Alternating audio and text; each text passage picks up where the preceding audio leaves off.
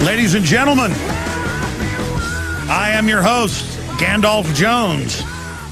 Former Congressman Dr. Ron Paul joins us here for the next 15 minutes, and I've got a lot of questions for him. Up on Infowars.com, we have the headline, Ron Paul, dollar will collapse, gold will go to infinity. He said that yesterday on CNBC. I'd like him to repeat what he talked about and then expound on why he says we're going that direction. Congressman, thank you for joining us. Thank you. Good to be with you. Well, you know, on the gold, something I've thought about for a long time, I did qualify that to a degree because when they ask you on the air on a business station about investments, I don't get involved in that, and they wanted to know what gold was going to be at the end of the year, and of course I refused to say. But I said on long term, all paper currencies, you know, self-destruct. That means gold could go to infinity, and this would be very destructive. So that will come if we continue to do these policies, and I see no possibility at the moment of changing our policies. So the demand for spending and the demand for deficits are such that they will keep printing the money. Even today when the Fed has an announcement, he's not going to say, oh, we're going to quit inflating. The question is, are we going to inflate $85 billion a month or $80 billion a month? So that is a course of looking for destruction of the dollar. And in many ways, they've accomplished a whole lot since 100 years ago. The dollar of 1913 is worth about 2 or 3 cents.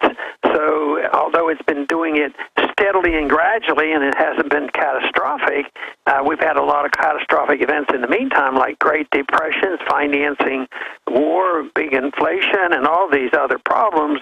So I don't think it looks good for the dollar. If gold does end up going, into infinity where it has no dollar price, it's very, very bad news. People who own gold think, oh, that's great news, but it really isn't. It's a bad political event. That means the country and the whole world will be in great danger, and it's the kind of thing that we would like to avert. Absolutely. In fact, we have a graph from 1913 right through 2011, and you can see the dollar's lost over 97% of its value, and so it's already really collapsed. It's just that we've grown up during its collapse, but now there's not much value left. I'm seeing real inflation everywhere, but they seem to spin it on the news and say that inflation is low. What do you think about the official inflation numbers? I don't believe them. What do they say? Less than 2%, 1% inflation. But then if you go and look at certain things that are pretty important, like medical care costs right now are skyrocketing, and bond prices are in a bubble. So in the various categories, there's a tremendous amount of inflation. But this was another thing that came up yesterday on the show is the definition of inflation. They generally say, what's the CPI? Well, the government gives us statistics. They alter it. They don't tell us the truth about the prices. And like housing prices are going up very rapidly now, but the CPI doesn't reflect that. So I think about the money supply. If the money supply is going up, you have a lot of inflation. Many times it will raise prices, but that is secondary to the biggest harm it does because it makes interest rates lower than they should be, so everybody's getting false information. I think we're back into an inflationary bubble in housing right now because lots of activity right now because interest rates are way too low. They're not market.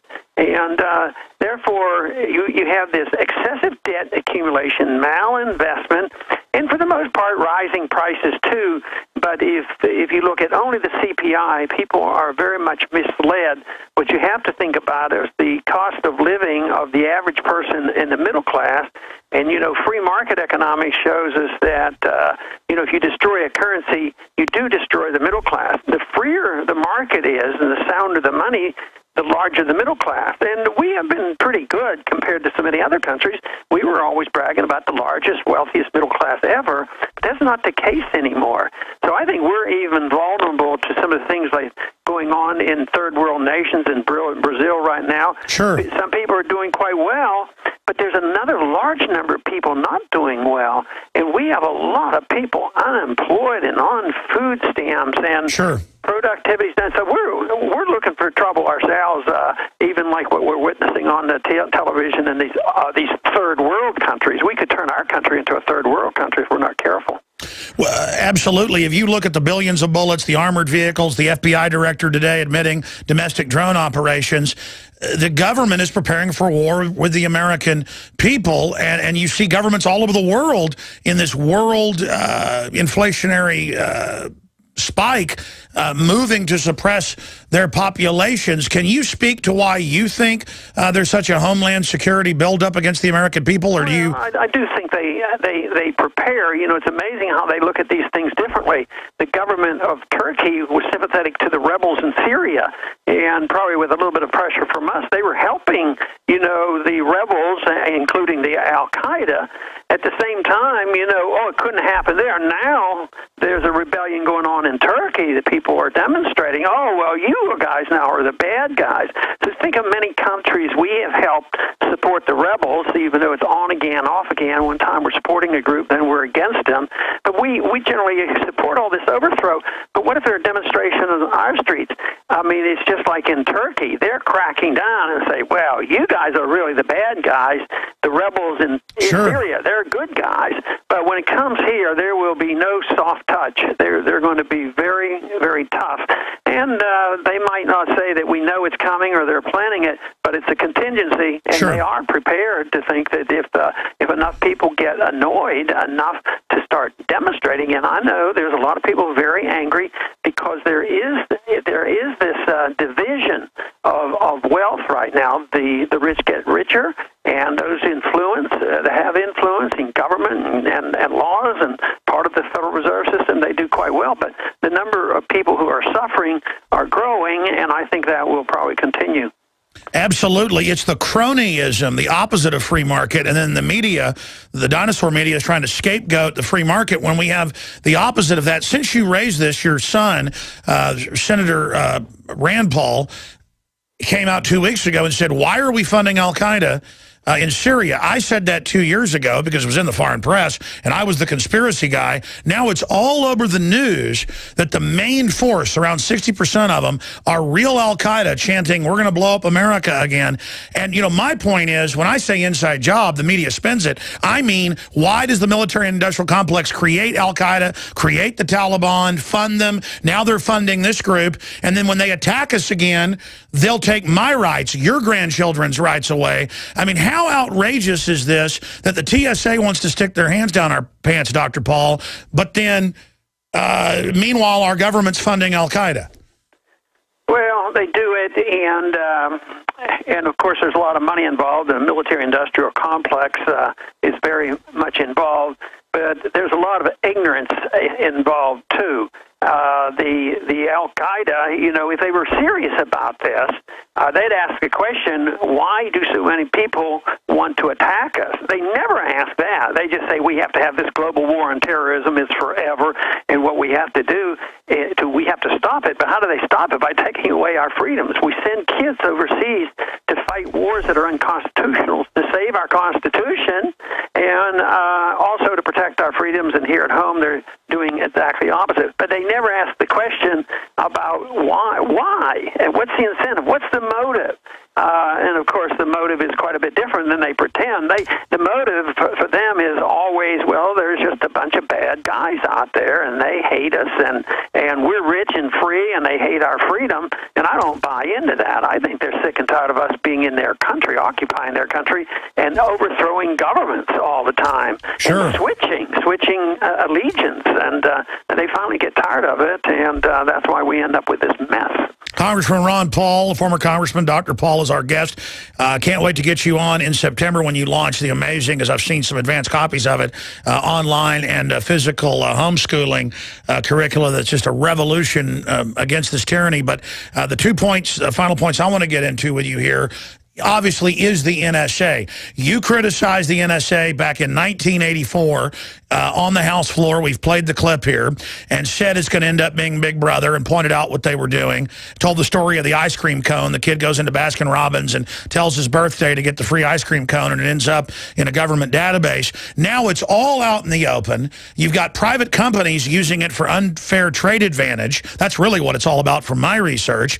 And do we deserve an apology now, you and I and others, libertarians, Lou Rockwell being called conspiracy theorist, warning of the NSA. I mean, everything we've talked about is now coming out. A, do we deserve an apology? B, what does it signify to the awakening, though, that so much has now come out and Congress has a 10% approval rating and mainstream media is dying? Well, we might deserve it, but we better not hold our breath and expect it. But, you know, I would be quite satisfied with them just changing policy and the American people would wake up. I don't even care who gets the credit. But if the American people wake up and then agree with us and say, hey, maybe there is something to this, they've gone too far and there's a limit. But I'm still annoyed by the people saying that and there's so many, and even the conservative, both the conservative and liberal TV stations say, but I want to be safe. They are going to attack us. There will be 9/11. I have to give up some of my privacy.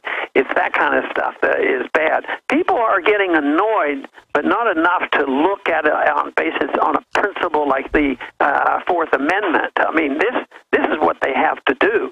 So I think that under today's conditions, we can expect things to maybe move in our directions, but I'm not holding my breath for them to actually apologize to us. I played this before you came on, but the entire Miss USA contest, I watched a bunch of their responses. They asked about the NSA and things, and Miss Alabama, all of them that I saw, said, I want you to listen to my phone to be safe. What would you say to Miss Alabama? I mean, she doesn't know government's always the big threat. What about being safe from government? Yeah, they have to come around to the belief of the majority of American people now that our government doesn't, tell us truth. But if they want to be safe, do they want to be safe from wife beating and everything else? Governments could make us perfectly safe if we're perfect slaves. You know, if you become a slave, they might feed us well, but we have no liberties left. But we would be safe and from outsiders, but we wouldn't be safe from our own government or our slave owners. And yes, if that's what they want, if they're willing to give it up, they don't have enough respect nor understanding. They think that's the only responsibility of government, but they never even talk about safety in the Constitution. The President and the Congress are supposed to protect our liberties. We're supposed to worry about our safety and security and how we provide for our families. But this whole thing, obsession with safety, but the founders understood this issue so clearly, and Franklin and others would say, you know, if you do, you're going to end up with neither safety nor, freedom. Yeah, you don't get your freedom. You cannot give up. You cannot give up any of it for the idea that people are going to take care of us either physically or economically. Sure, you never get safety when you create a big giant government. You get tyranny. A final question. I agree with you that I don't like the whole Border Patrol thing because they only use it to keep Americans from getting out. That's now admitted. They used illegals to build part of the border fence that was just a boondoggle for rich guys because it had like spots in it for the game to go through and things. So it was, you know, literally a white elephant. But if you get 15, 20, 30 million illegals, 46 million in the next decade here, they get to have their babies free, they get welfare, and most of them vote to take my guns and are basically clients of the government because the government's there from the day they get here, not like immigrants in the past that came here to work. Some of them do. I believe in immigration. I believe that we need people to, add, new ideas and blood to this country. But at the same time, I'm really concerned about this amnesty bill. What's your take on it? And Rand has said that, well, if it's a good bill, he would support it because Obama's already done legalization by fiat, which I understand. But can you give us your take on it and then give us your take on what Senator Paul's saying? Well, I'm not for amnesty, that is giving them citizenship.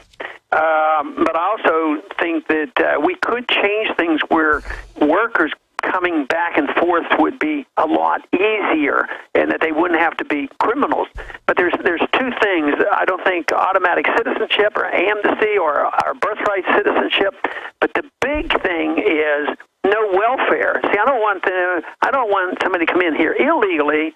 be able to get free medical care and free education at the same time they have the right to vote. No, I don't want that. So I don't want the amnesty, but I also don't like the idea that we have barbed wire fences and we have machine guns and get so. So what do we do? What would you do? What's constitutional? Because there's all these reasonable reasons to do this, but when you look at the bill, it's like Obamacare. It's an open blank check. But the portion that I've been talking about the most, and Campaign for Liberty's been talking about, has been the national ID card. See, a lot of conservatives who want the illegals kept out are going along with this biometric national database. But it'll be selectively enforced. Way too much, and it probably won't work. It's going to only work against it's sort of like guns. It'll work against the American exactly. people. We'll all have to carry the card, but the illegals won't necessarily have to have it. Sure, if you were in the House still. But that's what I think the biggest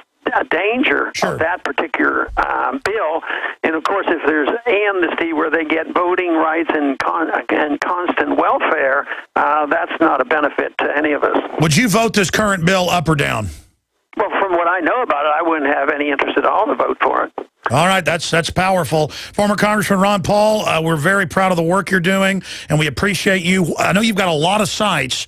What is the best site for us to visit, all things Ron Paul? Actually, I'm going to have a new website that I'll use more in the near future. But, going to my homepage, I keep up with a lot of my activities on my Facebook page. That would be a good place to go right now. Okay, so go to your official Facebook page. Yeah, Ron Paul on the Facebook. All right. Well, former Congressman Ron Paul, thank you so much for spending time with us. Okay, thank you. Bye. There he goes.